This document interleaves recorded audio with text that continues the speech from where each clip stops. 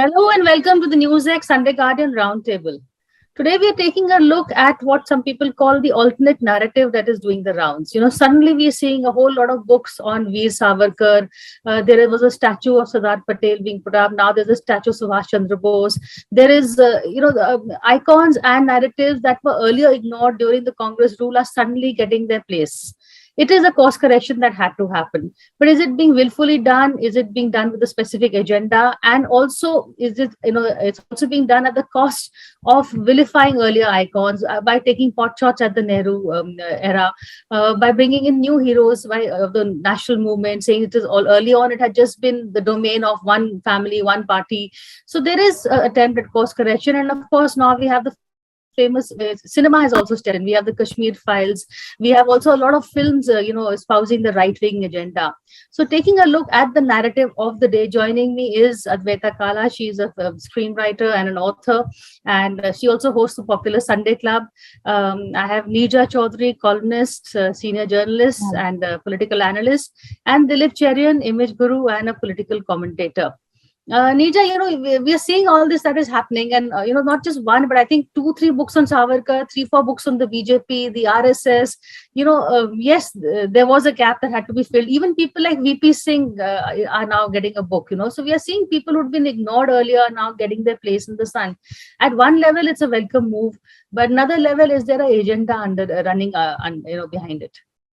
Look, yes, I agree. It's a welcome move. If Sardar Patel is given his due, if VP Singh is finally something is, comprehensive is written about his rule, and so many others who have not had the kind of central place that they deserved. And the BJP is doing it because it wants to appropriate many of the leaders from the freedom movement. And if you remember, I recall 1997 when L.K. Advani had undertaken the Swarn Jayanti Rath Yatra. He went all over the country. And that was the first time when he openly talked about, these heroes of the freedom movement, and that the freedom movement had two sides to the story. One was, the nationalist movement, which talked about the pro-nationalism people. There were many figures like K.M. Munshi, Rajendra Prasad, who were more pro-Hindus than, say, Nehru, who had his vision of what secularism was all about. So during that yatra, I remember on the Rath, there were pictures of Gandhi, Patel, Subhash Bose, different from the past where the BJP had only talked about Savarkar, Deen Dayal Upadhyay as its heroes. So that was the start of the whole this appropriation process, which under Narendra Modi has picked up momentum. And, as Mr. Modi believes in doing everything in a bhavya way, grand way. So, the Sardar Patel statue has to be the tallest. And so also the films that have come about, this film was waiting to be made about the Kashmiri Pandits. Kashmiri Pandits has been very much part of the BJP's narrative. So they've done it, and it's created a tiz and a discourse in the country. Even Congress CMs are wanting to show their people the film, and so on. So yes, the BJP is very smart at this, very, very smart at this. And in the way it goes about it, everything is a mega event, and therefore the impact is that much greater.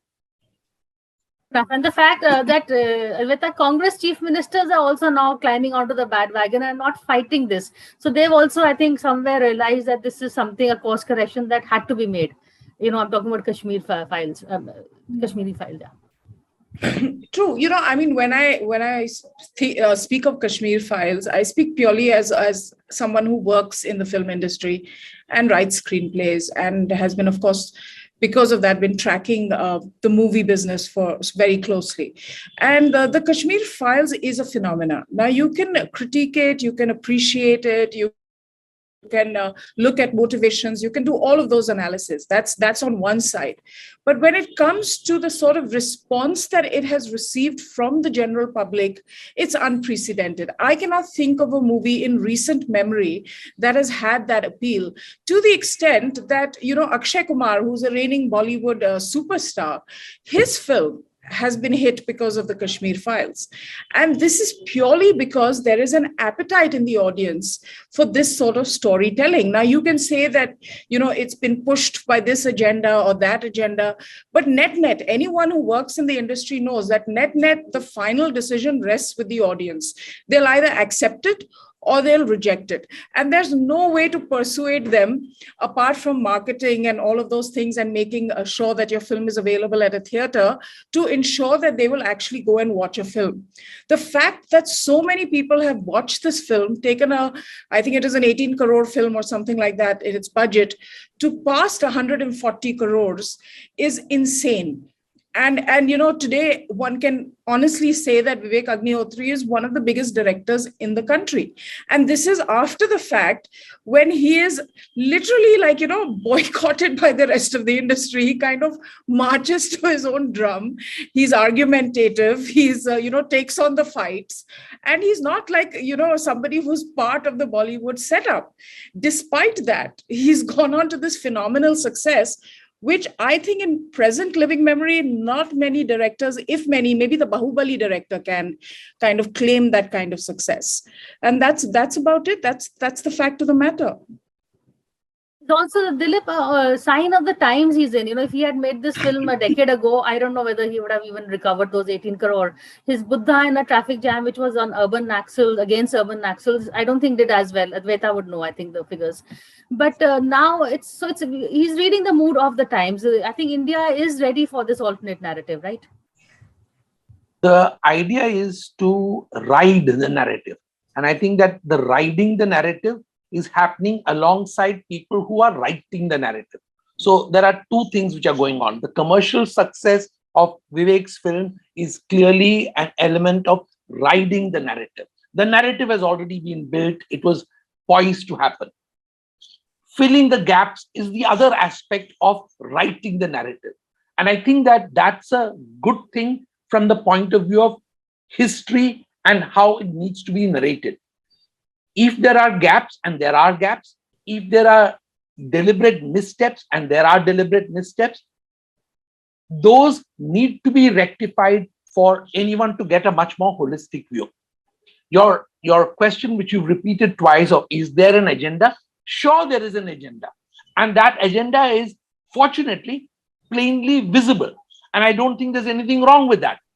That is an agenda of righting the left, as it were, not righting the wrong. So I think that in some senses, this was only to be expected, and that is something that we are witnessing at this point of time.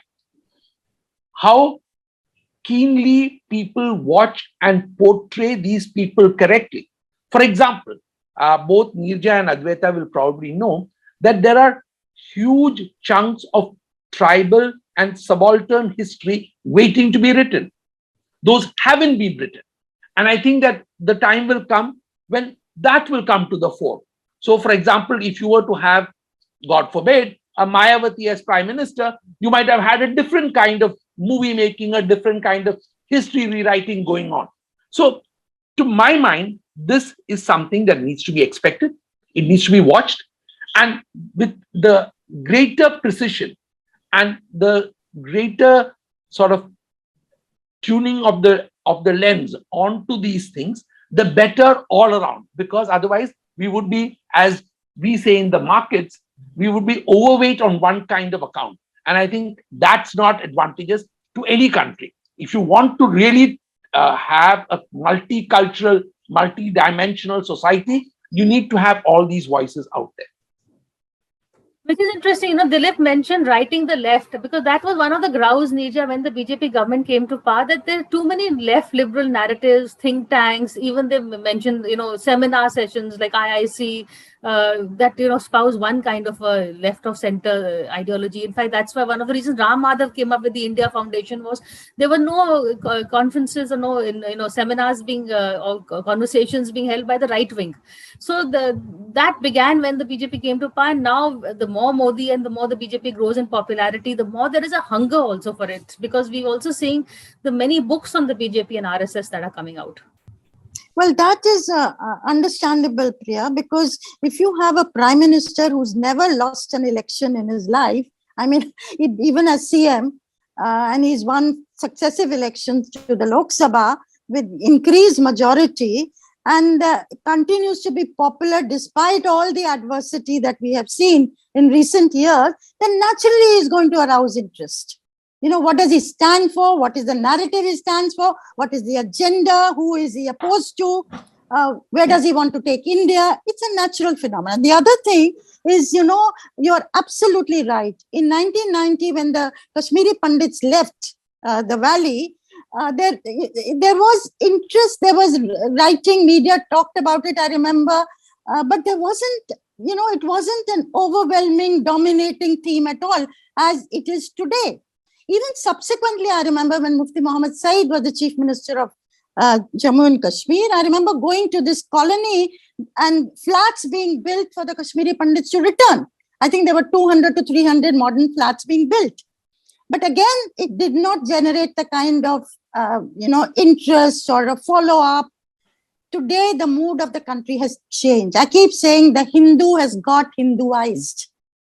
And Hindus, Kashmiri Pandits being subject to that kind of treatment at that time, not able to return to their homeland, has been a festering sore. And yet now it's become part of a larger agenda. It's also a manifestation of Hindutva, nationalism, this whole thing that's of a piece that the BJP stands for and wants to push forward. Therefore, it's not surprising that a film should be made. And I think more films will be made. I agree with Dilip that there is huge, Dalit icons, not just Mayawati, tribal icons, even small community icons that the BJP, for instance, in Uttar Pradesh has promoted. Nishad, Rajbhat,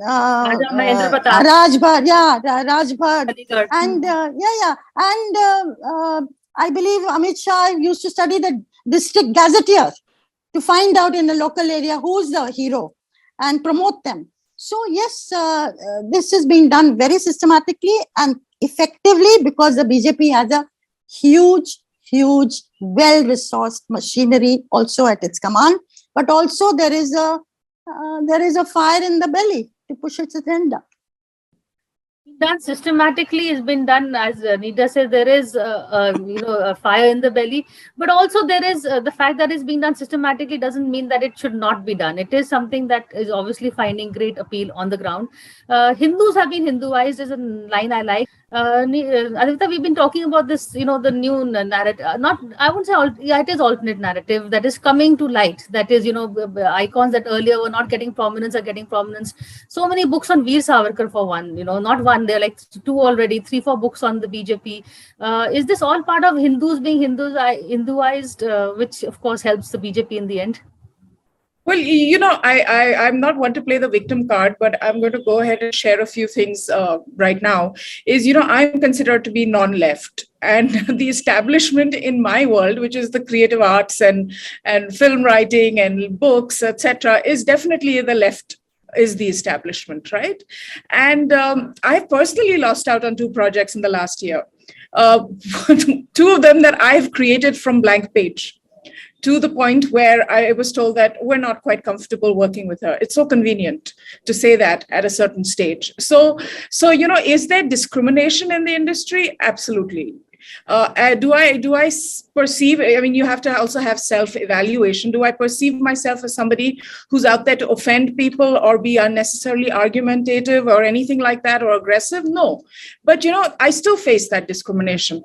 And this is the reality of that experience. So it's you can look at the macro picture and say Modi is in power, hence these films are being made, etc., etc. But that's really not the lived experience of people who are in the creative arts and do not subscribe to the leftist philosophy. We have to pay a price for it and continue to pay a price for it. So that is the reality of what the circumstances are. Now, when a Kashmir Files comes out, and if you speak to Vivek Agnihotri, he'll tell you that it was extremely difficult to get made, to get funding, to get all of those things done. Now that the film has succeeded with the audience, there will be more funding available to these films. Because a lot of times you can go and pitch a subject, but the producer will turn around and say, sorry, I don't see any money in this. And the moment he says that, that's it. That's the end. So you as a creative person, as a storyteller, will want to tell different stories, but the door will be shut on you for various reasons. The most, I think, honest one is, of course, that the film doesn't make money. But what I want to share here is that there are also a lot of other reasons, like I've just told you about my own case, where, I was literally kicked out of 2 projects that I created from blank page. So look at the unfairness of it. But because I don't belong to that certain ecosystem. So that happens constantly and consistently. So it's I think it's an audience-run business or a platform. And if the audience is going to embrace it, more of these stories are going to be shown. Bollywood, for the most part, follows the money. This is the reality, of it. So now when an Uri took off, you saw a slew of films that had to do with, surgical strikes and web series and military operations.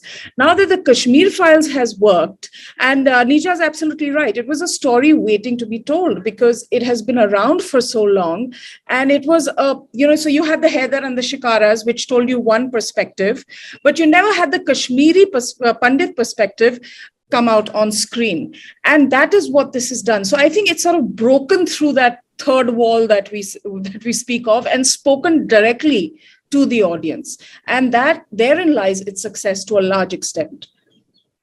I agree with Advaita. I mean, it's a very nice, fine point she's made that, the filmmakers are going to follow the money. In fact, Advaita, I'm a bit surprised that as recently as a year, 2 years ago, you were kept out of projects because now I thought projects, is the left-wing projects, the left liberal projects would not get a voice.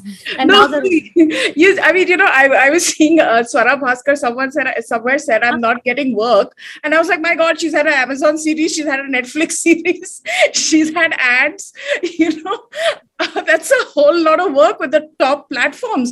I can tell you for a fact that some of these series will not even touch a pitch by me, some of these platforms. They won't even touch it, even if it has nothing to do with politics or any ideology. Even if it's a simple story, there will be a certain amount of reticence. And I'm saying this with authority because it's happened in the past. That's quite a revelation. But Dilip, the reason they were called liberal arts was also, whether it was, the ideology behind it was liberal. Liberal is loosely translated as left-leaning.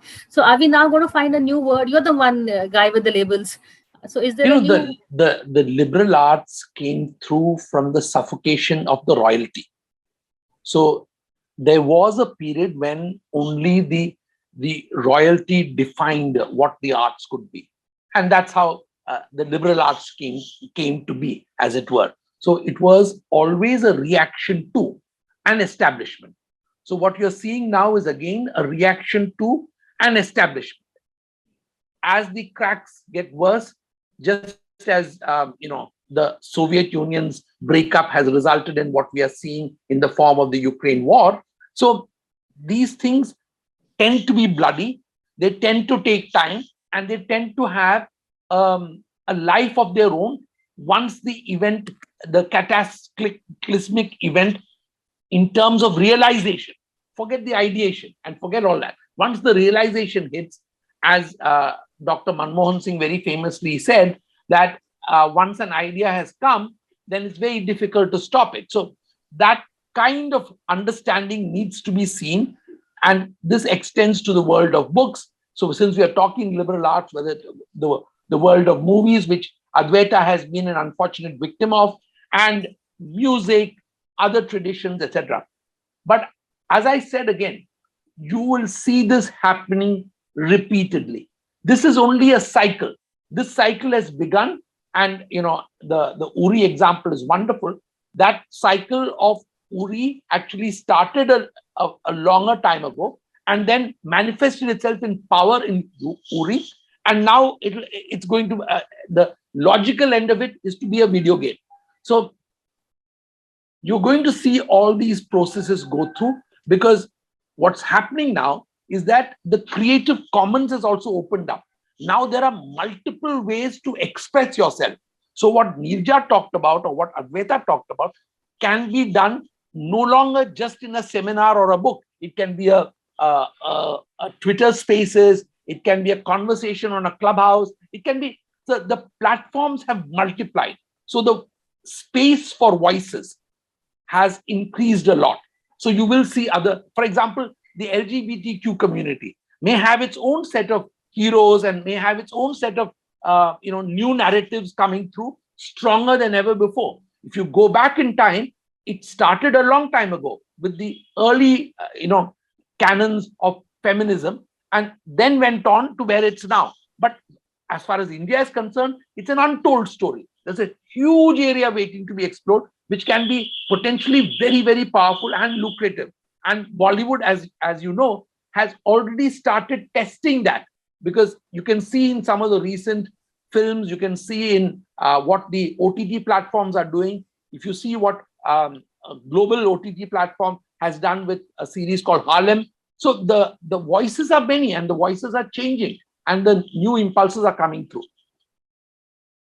And also the need for the RSS, I think, to redefine its image. There's been RSS is always seen as a very male chauvinistic, very strict disciplinary, very overbearing.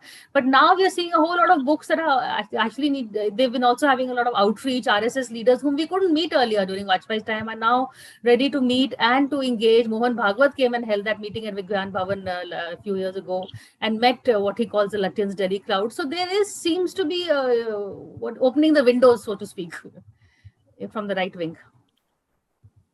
Are you asking me? Yeah. Who's that? Sorry. For me? Yeah. Yeah, okay. And yeah, it has been very fascinating, these books on the RSS that have come out, Priya, and some of them are very painstakingly researched. I found them fascinating. The RSS chiefs and their thinking, and they're not all the same. There are a lot of differences, even though they're committed to a certain ideology, to Hindu Rashtra, and so on. So, and Mohan Bhagwat, not just 2 years ago, in the last year, he's gone around the country meeting with small groups of people, 10s and 12s in different cities of India, engaging with them. And these are people who are not belonging to the RSS or pro-RSS or pro-BJP crowd. But he sat with them and engaged with them. So yes, what you're saying is true. I have one thing, while we're talking of BJP very increasingly occupying this space, and appropriating leaders, there is a space on the other side, Priya. The left liberal space is still very huge in the country. And sometimes it's a different analogy to the one, what we're discussing. But sometimes I wonder that here is Arvind Kejriwal, who has mohalla clinics, who has government schools in small Delhi reformed, and on the basis of that package, he goes on to win an election in Punjab. Here is the Congress party who set up, mega institutions. If you look at it in the 45 years or whatever it was, they ruled India. You had the IIMs, the IITs, ISRO, All India Institute of Medical Sciences, the scientific establishment, huge institutions which have stood us well. But they're not able to package it. They're not able to say, this is what we stood for. Or to, be the leaders who were part of the freedom movement, which was led by the Congress. They're not able to give those people the due that they deserve. They got concentrated on the Nehru family. And you see, Sardar Patel should have been given his due much, much earlier. And so also a whole host of leaders who strode the stage at that time. Even today. And this will apply to the kind of thing, the making of films, the writing of books, and as Dilip says, the multiple platforms that are today available to go into all this. And it's not being used. And I come back to, again, what I started off. It boils down to a fire in the belly.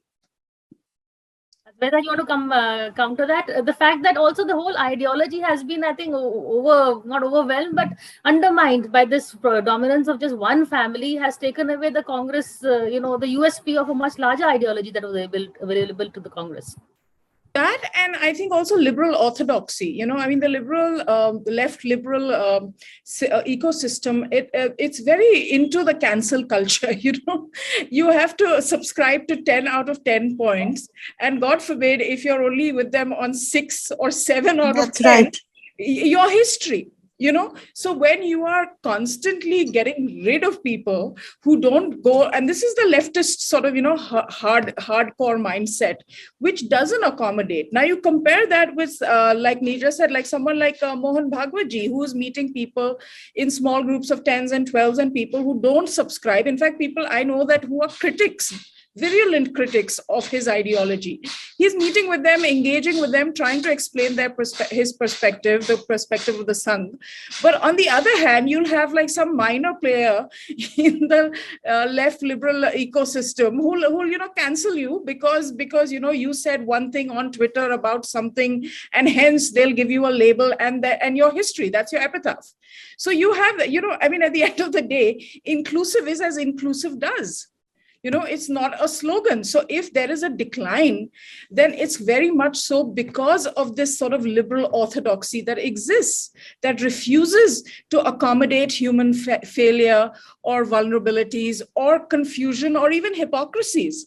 And for me, having studied in a liberal arts school, I know that a lot of understanding that I developed of what it means to be liberal was really about second chances and about, exploring things at a deeper level than getting into this sort of rabid, really cancel culture. So I think that is something that ails the leftist ecosystem, and they're kind of cannibalizing themselves, each other like that.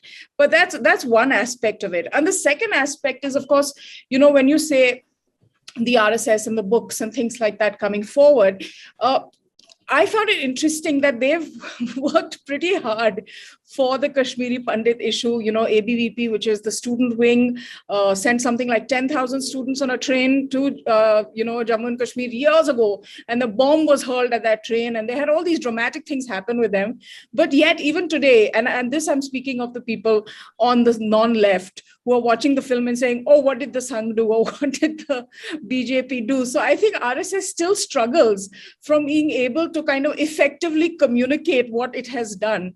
And in a lot of ways, what it's done is that it's created the groundwork where there is the freedom to actually even tell the story. Because I was speaking to Aditya Kaul yesterday, who is a very active Kashmiri activist. He's been in it since his teenage years.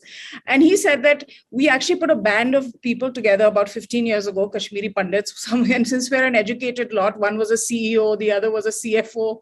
And we used to go to these events, these huge like left liberal platforms where Yasin Malik and all these people were called and garlanded on stage.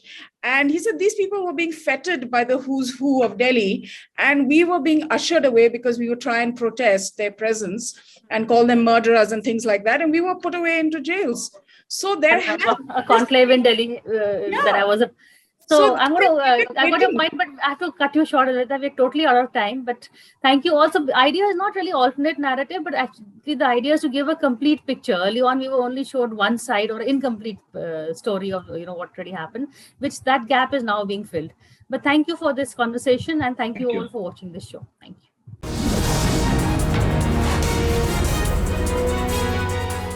For more such videos, subscribe to the NewsX YouTube channel, hit the bell icon.